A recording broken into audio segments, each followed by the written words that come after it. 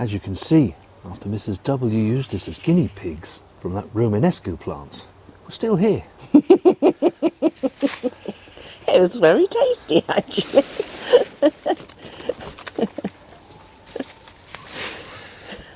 Mightn't always seem too much to do in December, but there is to do.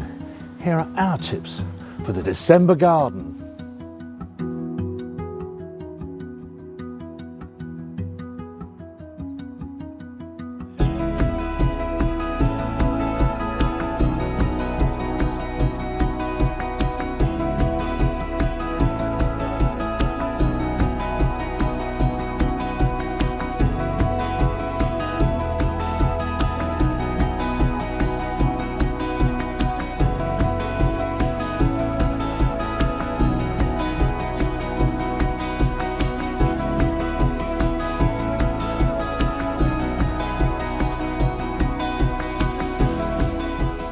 Now, although we talked about this in the November tips, of course, the leaves will still continue to fall during December. There's still quite a few leaves on that tree, isn't there, above there? Yep, there are still one or two, aren't there? Yeah. Yeah. Now, when myself and Mrs. W actually came out here first thing this morning, the whole lawn was covered in the leaves, wasn't it? It just looked like a golden sand, didn't it? Carpet of leaves. Yes. So the first job that I did was to get the lawnmower out and actually mow them all up while they were in situ.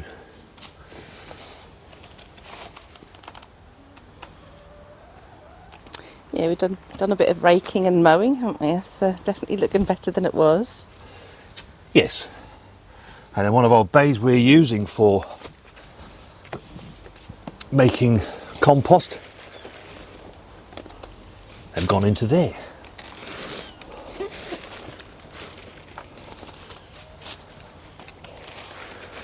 A leaf mould can take anywhere between a year or 2 years, depending on how quickly warm it gets, what sort of leaves are going in there. The trees around us are mainly deciduous leaves, so they shouldn't take a couple of years, I wouldn't have thought. More likely to be the year it usually does. It's been quite a cold week, actually. Daytime temperatures have barely got above 5 degrees. And overnight temperatures have been hovering around 0 to -1. Now, our next top tip is to clear anything that's finished, so that disease and things can't overwinter. I can see there's a little green caterpillar down here, Mrs. W. Oh no, a very bright green one. Yes. Put that into the chickens. Good idea. Prepping new dig ground for the next crop. Well, it's quite easy, really. I'm just roughly levelling it off. And where the odd weed does pop up again, then I can get those out.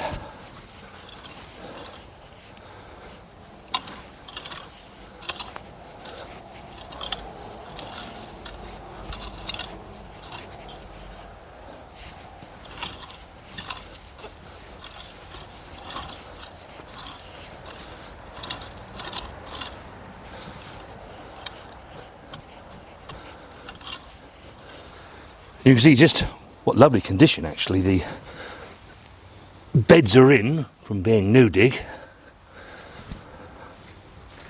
When actually, if Mrs. W puts the camera right down to the ground, this is what we would normally be dealing with. It's sticky. It's horrible. It's isn't soft. You slip on it.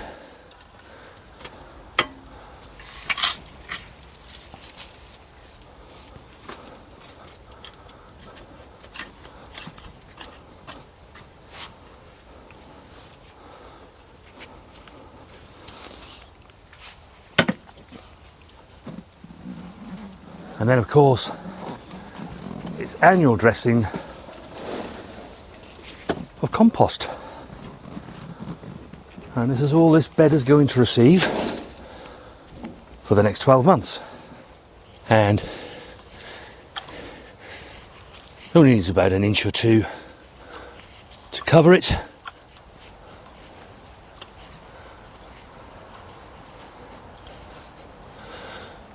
And remember, if you're new to the channel, the reason why we're only putting a 1 to 2 inch layer on is that we're now going into our 3rd year of No Dig.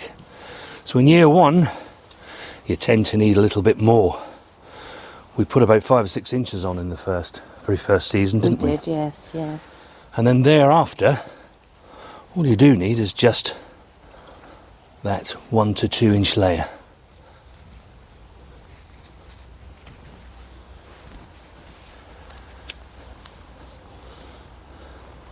Now you can see the broad beans have come on really well, and that's what replaces the Calabres and Romanesco and cabbages that were in here.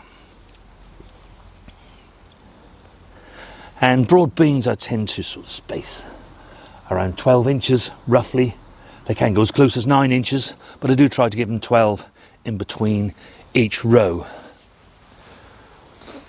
And interestingly enough, we usually have to wait until they've been in the ground a little while, but these plants already have started tillering, haven't they, Mrs. W? They have. There's one here that we can pick up. Second and I think possibly third stem now being pushed up from that one. So they're certainly very happy. They were our self-saved seed as well from this year, weren't they? They certainly were. And what a difference it's made. Yes, definitely. Out of 44 plants, we had 43 germinate, didn't we? Yeah, yeah. And that's just amazing. I've often found myself, when I buy the seed, that I'll need to resow at some point or oversow in order that I get the right amount. We still do have 4 or 5 plants left, and the reason for that being that if any of these succumb to the weather conditions, then we can just pop those in and straight into the ground.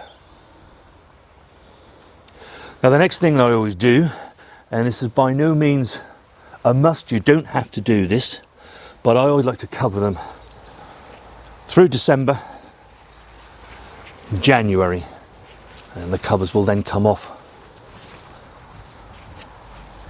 That just keeps the worst of the weather off and the wind. And of course, any rabbits or pigeons you might have about in the garden. Thankfully we don't have any trouble with rabbits, but we do pigeons all of the time. Yes. Still some leaves to tidy up, Mrs. W. Yes, I know. And there will be for a little while yet. There's definitely still some on the trees, so. Yeah.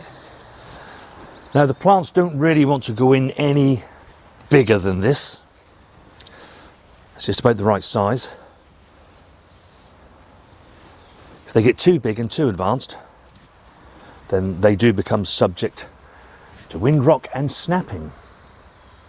And although the air temperature, as I said earlier today, is around about 5 degrees today, the soil is still pretty warm. We haven't seen a frost. The soil hasn't frozen here yet. With the 0 degrees overnight, it doesn't cause our soil to freeze. But it will come as we go through the rest of this month and certainly into January and February. So the idea is at this stage they get their roots down and then they'll sort of go into suspended animation for a while. And then as soon as the warmer weather toward the end of February comes and into March, away they will go. And that's why if you take a chance by planting these out at this time of the year, you can get a slightly earlier crop, which benefits us because within our succession plan, sprouts always follow the broad beans. We should be seeing harvest from these any time from late May onwards. And they continue harvesting through June. I sow the seed for the sprouts at the beginning of June. By the end of June, they go out into the ground and they end up looking like that.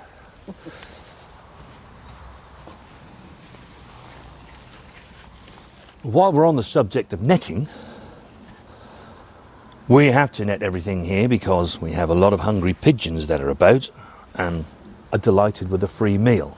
But never underestimate pigeons. They're very, very clever birds. They will find a way in. So periodically, I do urge you just to go around and check your netting. Make sure that it's still tightly down to the ground. I come out here sometimes in the morning and I'll find, although the pigeons didn't get in, they've already started to lift the netting. You can see where there's a slight hole. Just replace that and get that back down. And if you need more stones or bricks or whatever you use to keep your netting down, make sure they're down, because they will start to become desperate for food. And one thing pigeons do like are brassica plants. Now, we don't have any cauliflower trees at this time of the year. We choose not to have any ready because we have lots of other things that come ready at this time of the year. But cauliflowers are a really vegetable crop to have as we go into the winter period of January and February in 2024, or the following year, depending on when you're watching this. Because a lot of the other things that we've got about that we're enjoying at the moment, the carrots, the leeks will be on the wane. These will then be coming on strong along with our cabbages. But if you do have cauliflowers in the ground now and they're starting to become ready, do snap the leaves over to cover their heads, because on days when the sun does shine, it will soon discolour those heads. And also, it will help keep them in the ground just that little bit longer. But, as Mrs. W always says, if it is ready, harvest it and eat it. Definitely. Smells really lovely in here, Mrs. W, with all those herbs. Yeah, I think you can definitely smell the tarragon above everything. Sort of that lovely aniseed smell. Absolutely gorgeous. Now, why have we come into the greenhouse? Well, our next tip is, if you've already got your seed potato, or you save your seed potato from your own crops, now is a good time to be chitting those away in order that you can pop them into tubs, like our tubs there, and you can keep them in the greenhouse during January so that you get a slightly earlier harvest of your potatoes. We shall certainly be doing a couple of our tubs, and they'll go into our polytunnel where they can grow away without danger of being frosted, because that is the danger with potatoes. You get them out too early, that when Mr. Frost comes, it checks their growth. And if it's a severe one, it will ultimately end up killing it. But if you can keep it under cover, where it's not going to freeze, then you most certainly can get a harvest a few weeks earlier than the ones that, for us, will go out in March. But you don't have to do that. You can wait until March. But Mrs. W will tell you, I'm greedy. No, you're impatient. That and all. Now, after a busy full season in the garden, believe you me, our shed's an absolute mess. Trying to find things at the moment is a nightmare. So while there's less to do in December, actually out on the plots, it's a good time of the year to be sorting your shed out, getting it all arranged back to where you want it for the upcoming season, and also any tools that might need some running repairs or sharpening. It's a good time of the year to be doing that also. Now, my next tip involves compost. Right back at the beginning of the video, I was putting the leaves into a bag in the compost bay. Now, most of our compost bay is actually covered. It's got a roof on it. But we do need to just finish that, which is another job that we'll be doing over the winter period. But for now, as there's no cover on it, and if you don't have a roof over your compost bins, it's a good idea to make sure that they are covered with something, because the rain will get into it over the winter, and when you go to it next year, it will be very wet and slimy, won't have broken down, and will most probably be anaerobic.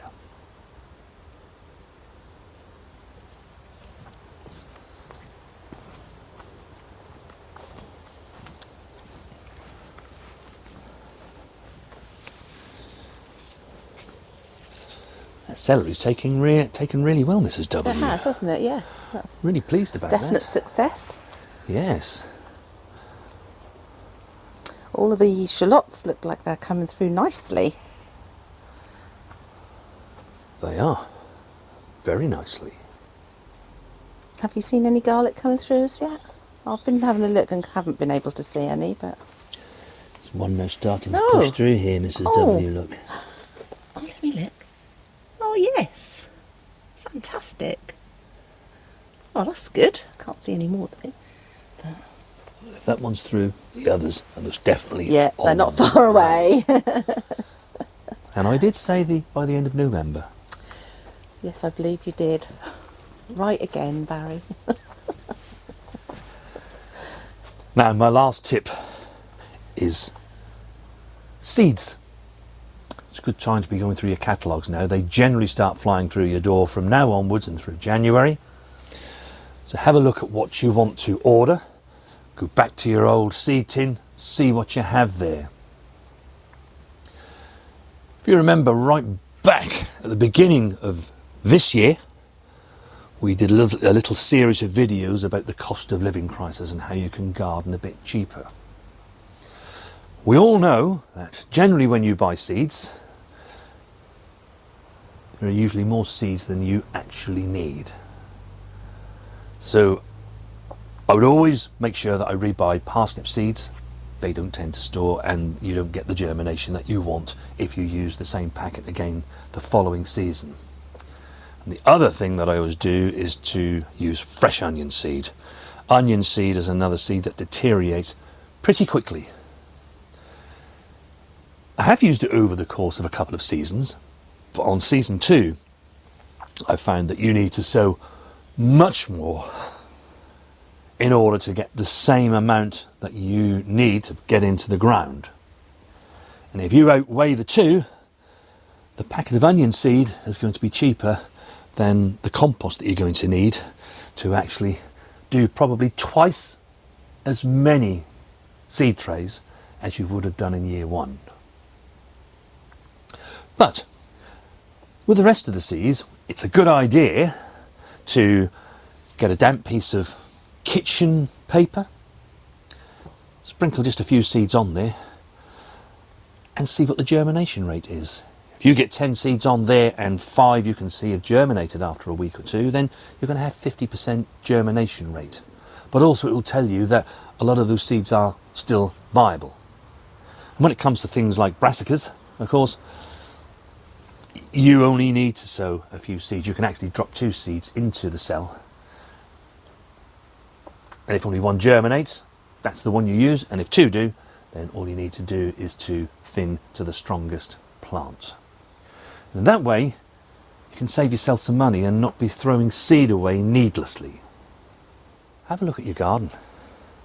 Just have a look around it and think to yourself, I've done really well this year. We've fed ourselves. And just think to yourself the things that didn't go quite as well, but also the things that did go well. Try to remember what you did. And if you didn't make notes at the time, then try and make those notes now, while it's still relatively fresh in your memory. Because a veg garden is a wonderful thing. Here we are.